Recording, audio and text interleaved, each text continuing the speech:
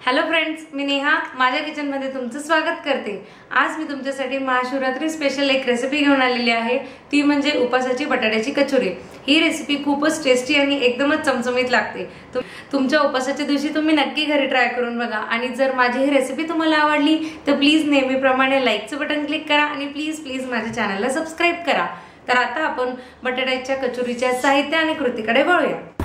बटाट्याची कचोरी बनवण्यासाठी इथे आपल्याला 2 ते 3 मीडियम साइजचे बटाटे एकदम असे छान पद्धतीने उकडून आणि अशा पद्धतीने कुचकरून घ्यायचे आहेत। 1 वाटी आपल्याला एकदम नरम भिजवलेला साबुदाणा घ्यायचा आहे किंवा तुम्ही साबुदाण्याच्या ऐवजी साबुदाण्याचं पीठ घेतलं तरी चालेल। आणि 1 वाटी साबुदाण्याला आपल्याला अर्धा वाटी भाजलेल्या दाण्याचं कूट वापरायचं आहे। आणि स्टफिंग बनवण्यासाठी इथे मी सुकं किसलेलं खोबरं घेतलेलं आहे, थोडीशी बारीक चिरलेली कोथिंबीर, थोडं जिरं घेतलेलं आहे, चवीपुरतं मीठ घ्यायचं आहे, थोडीशी साखर घ्यायची आहे आपल्याला। आणि इथे मी 2 अख्ख्या हिरव्या मिरच्या घेतलेल्या आहेत स्टफिंग मध्ये टाकण्यासाठी आणि 4 ते 5 हिरव्या मिरची फक्त वाटून घेतलेली आहे आवरण मध्ये टाकण्यासाठी। इथे जाडसर असे काजू आणि बदामचे तुकडे करून घेतलेले आहेत मी। आणि साइड बाय साइड सर्वात पहिल्यांदा आपल्याला तेल बारीक गॅसवर ठेवायचं आहे तापायला। आणि आता आपण जे स्टफिंग बनवणार आहोत त्याच्यासाठी आपल्याला खोबरं टाकून घ्यायचं आहे मिक्सरच्या भांड्यामध्ये आणि थोडीशी कोथिंबीर आणि ह्या 2 हिरव्या मिरच्या टाकून घ्यायच्या आहेत। थोडीशी साखर चवीपुरतं टाकायची आहे, थोडं जिरं टाकून घ्यायचं आहे याच्यात, थोडं चवीपुरतं मीठ टाकायचं आहे।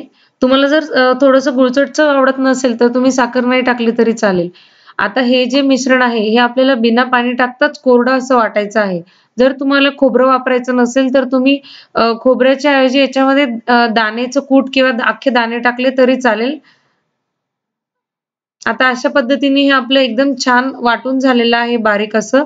तर आपण याच्यामध्ये काजू बदामचे तुकडे करून घेतलेले आहेत ते मिक्स करून त्याचं फिलिंग तयार करून घेणार आहोत। अशा पद्धतीने आपलं आता फिलिंग तयार झालेलं आहे। तर आता आपण याच्या आवरणाची तयारी करणार आहोत। अशा मोठ्या बाउलमध्ये आपल्याला जो उकडलेला आणि कुचकरलेला बटाटा आहे तो आपण याच्यात सर्वात पहिल्यांदा काढून घ्यायचा आहे। त्याच्यामध्ये साबुदाणा टाकून घेणार आहोत आपण। दाण्याचं कूट टाकून घ्यायचं आहे आपल्याला साधारण 2-2.5 चमचे। हिरवी मिरची आपल्याला ही अशी सगळी टाकायची आहे वाटलेली। कोथिंबीर आपण याच्यात टाकून घेणार आहोत, जिरं पण आपल्याला टाकून घ्यायचं आहे आणि थोडंसं चवीपुरतं मीठ टाकून घ्यायचं आहे। आणि आता हे सर्व साहित्य आपल्याला व्यवस्थित असं एकत्र करून घ्यायचं आहे। याच्यामध्ये पाणी अजिबात टाकायचं नाही आपल्याला। साबुदाणा आणि बटाटा याच्यामध्ये थोडं मॉइश्चर असतं, त्याच्यामुळे आपण त्याच्यातच हे पूर्ण पीठ असं भिजवणार आहोत व्यवस्थित असं। आता तुम्ही बघताय की आपलं आवरणाचं पीठ एकदम असं छान पद्धतीने बिना पाणी टाकता मी असं भिजवलेलं आहे आणि ते छान असं तयार झालेलं आहे। तर आता आपण कचोरी बनवण्याची तयारी करणार आहोत। थोडंसं हाताला पाणी लावून घ्यायचं आहे सर्वात पहिल्यांदा आणि आपल्याला एक असं छोटासा गोळा बनवून याच्यात बनवून घ्यायचा आहे गोल असा। तुम्हाला जेवढी साईज पाहिजे तेवढा तुम्ही गोळा घेऊ शकता। इथे मी मीडियम साईजचा घेतलेला आहे। त्याच्यामध्ये अशी थोडी जागा करून त्याच्यामध्ये आपण हे फिलिंग टाकणार आहोत। साधारण 1-2 काजू आणि 1-2 बदामाचे तुकडे असे प्रत्येक कचोरीमध्ये येतील असे तुम्ही टाकून घ्यायचं आहे फिलिंग। आणि व्यवस्थित ते बंद करून अशा पद्धतीने आपल्याला कचोरी बनवून घ्यायची आहे। तुम्ही काजू बदाम आणि अजून किसमिस जरी याच्यात टाकले तरी खूप छान लागतात। तुमच्या आवडीनुसार तुम्ही ड्राय फ्रुट्स टाकू शकता जे तुम्हाला आवडत असतील ते। फक्त फिलिंग अशी छान भरायची आहे आणि सगळ्या बाजूने व्यवस्थित बंद करून त्याला गोल असं हे करून घ्यायचं आहे, नाहीतर ते तळताना फिलिंग बाहेरील तेलमध्ये घुसून जाईल। अशाच पद्धतीने आपण आता बाकीचे करून घेणार आहोत। आता अशा पद्धतीने आपल्या कचोरी सगळ्या तयार झालेल्या आहेत। तर याला आपण मीडियम गॅसवरच तळणार आहोत। एकदम बारीक गॅस करायचा नाहीये किंवा एकदम मोठाही नाही, मीडियम गॅसवर आपण याला एका बाजूने व्यवस्थित पहिले होऊ देणार आहोत। छान असा गोल्डन ब्राउन कलर आपल्याला करून घ्यायचा आहे। मीडियम गॅसवर आपण याकरता तळायचे आहे की ते मधून पण एकदम छान कुरकुरीत होतील।